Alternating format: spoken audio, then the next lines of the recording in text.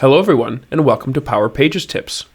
My name is Nicholas Hayduke, and this is tip number 316, CDN static file configuration. Way back in tip 190, we talked about what was then a new feature for Power Pages, Content Delivery Network, or CDN. Part of that tip included how to control which types of static files are cached. And in this tip, I want to talk more about that site setting.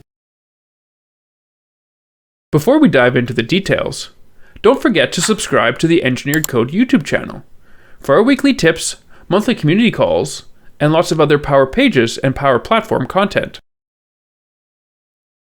Power Pages chooses to cache web files based on their extension. The Microsoft documentation provides a list of the default file extensions that will cause a file to be cached at the CDN layer.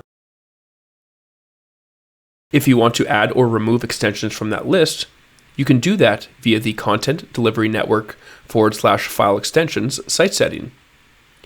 Remember that, as with all site settings, if you don't find the setting that you are looking for, that means it's using its default value. And all you need to do is create a new row with the correct name to override the default behavior. In that case, be sure to grab the default list, which is comma delimited, from the Microsoft documentation when you create the new site setting row, and adjust from there. Otherwise, if the setting already exists for your site, add or remove the extension as you need. Thanks for watching, and I hope you found the Power Pages tip number 316 on CDN static file configuration useful.